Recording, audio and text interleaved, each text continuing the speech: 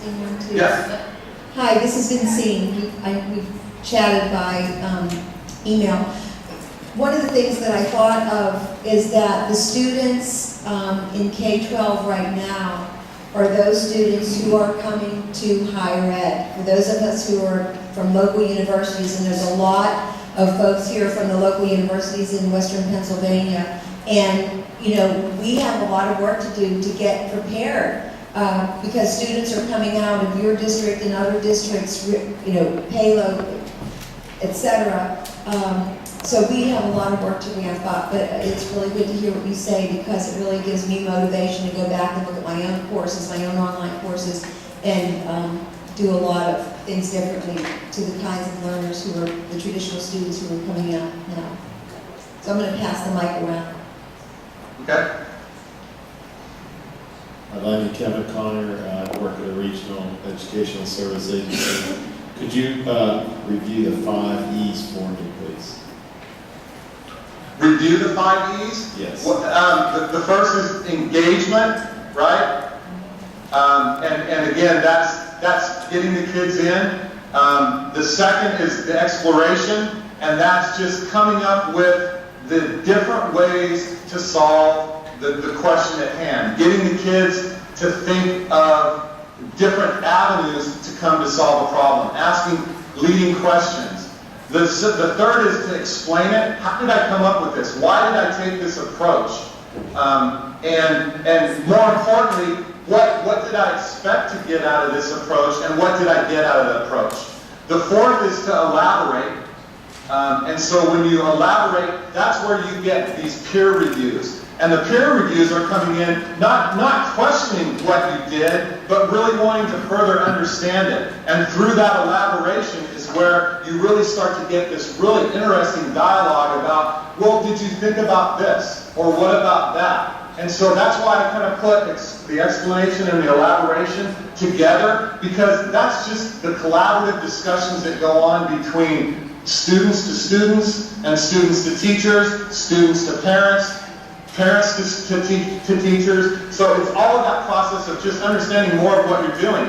And then the final one is to evaluate. You know, and I think that's one of the areas that tends to get left behind. Because we want to try all these new things. We want to bring in this new technology. We want to bring in this new Web 2.0 tool. But is it having the effect on the kids like we want it to have? Just because it's a cool tool doesn't mean that it's effectively engaging these kids to do the things that we need to do. So we need these formative assessments and evaluation criteria that we're coming back saying, yes, this tool absolutely does what it needs to do. And that's what we then feed back into the knowledge base so that teachers can come in and they can see very quickly, hey, if I'm in a 5th grade math class, this Web 2.0 tool is ideal. Or more importantly, this really isn't a good tool to use. So those are kind of the 5 E's, and when you think about them in that progression, the interesting thing is the diversity of those learning styles. You need to be instructing in the classroom in a way that gets the diversity of learning styles engaged from the very beginning. And that traditional classroom has always had one approach. And if you didn't have that learning style, you were on the outside looking in. You were that kid in the back of the classroom who never answered a question. And by incorporating in these new tools, the smart boards and the netbooks and the mobile learning devices and the Web 2.0 tools, now it isn't a single-stop shopping. Now I'm introducing a lesson, introducing a concept, but I now have multiple avenues for those kids to get it. And now I have a way to assess all these different learning styles. So those are kind of the 5 E's as I understand them. Did I answer your question? Yes, thanks very much. You bet. Okay, any other questions for Lenny? Hi Lenny, my name is Linda Muller. I'm with California University of Pennsylvania. I'm wondering how you convinced administrators and teachers to relax a little bit about letting some of those Web 2.0 tools into your school district. And how did you teach students to use them conscientiously and safely and so on?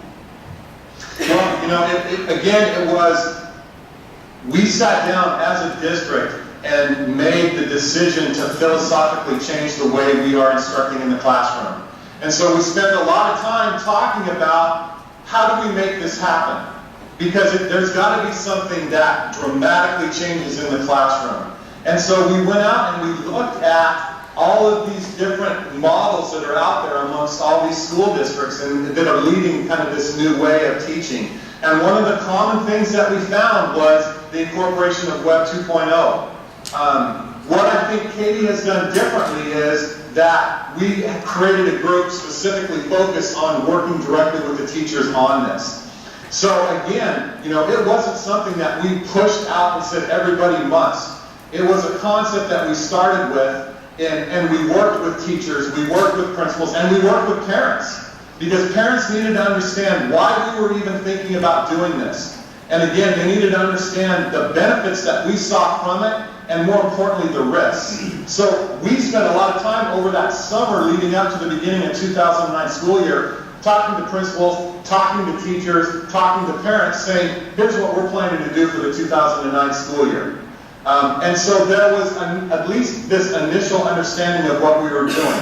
How the kids are behaving with these Web 2.0 tools is again why we tied in that third leg of the stool, which is digital citizenship. Because there was such an opportunity for a learning moment on how to behave appropriately in a digital world that if we didn't take advantage of it with these Web 2.0 tools, then shame on us. And that's why we incorporated in this digital citizenship component of this philosophical change. So as we're teaching Web 2.0 tools, we're also talking about appropriate behavior. Now the one thing that I will tell you that you need to consider when you're moving down this path is you need to adjust your discipline management as well. Because the discipline management guidelines really aren't in tune for the digital kind of environment. You know, and you need to be prepared because, you know, the first time a fifth grader posts something inappropriate on their blog or their Blogster, the first thing parents typically are going to tell you is, well, that site was hacked, right? My kid could never do this. And so you need to work with them, you know, to get through this. And we did that. And so, you know, there were appropriate levels of discipline, lots of conversations with parents, and there was pushback. One of the things that I'm really proud of in Katy is that we had the commitment from the school board down. And so when we did receive pushback, we had support to keep pushing forward.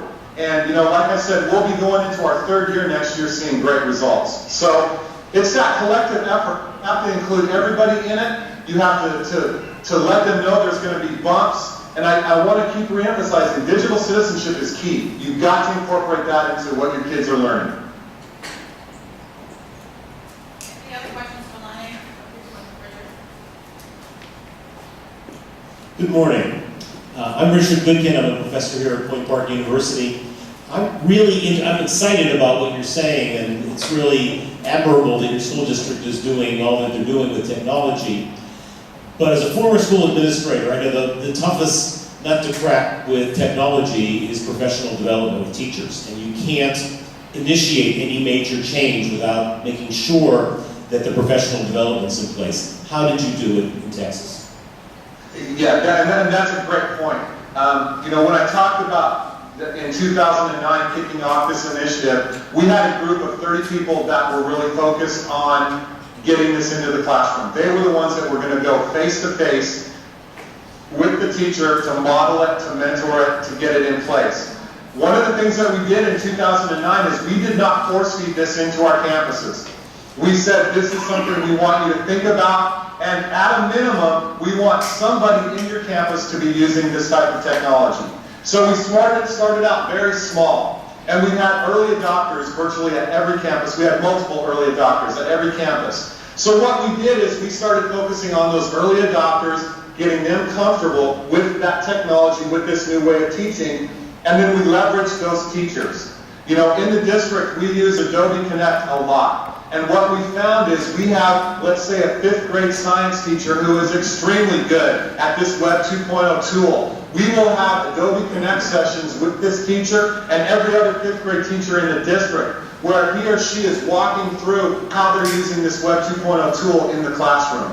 And we have that at every level. So what we've done is we focused in 2009 in creating this group of early adopters. And then in 2010, we've leveraged those early adopters to now become the champions on their campus. And so now we have this campus representation, and it's not just one person, it's multiple people on a campus who are then working with their peers at that same campus to incorporate this in. So professional development is almost like just in time, but we're building breadth and depth with every year that we're going. And we're tapping into the Adobe Connect sessions where we're not just relying on teachers at one campus. All the teachers across the district can share with each other, and that's one of the things that this group has done now, this group of 30, is they're starting to identify those digital star teachers. And we're actually recognizing them at the end of a school year as the teachers who are really doing something innovative and creative. And these digital star teachers now have their own Adobe Connect sessions working with other teachers. So professional development is, we started out small, built a base, and we're leveraging that base to do just-in-time training at the campus. Okay, any other questions? Well, Lenny, we certainly do appreciate you sharing your expertise and your time with us today. We're hoping that we'll all take away a little bit of information today and take it back to our schools and to our classrooms and see if we can apply a little bit of the enthusiasm that you have for incorporating technology to meet the needs of diverse learners into our own practices and into our own schools and policies. So we appreciate your time, and we look forward to talking to you again.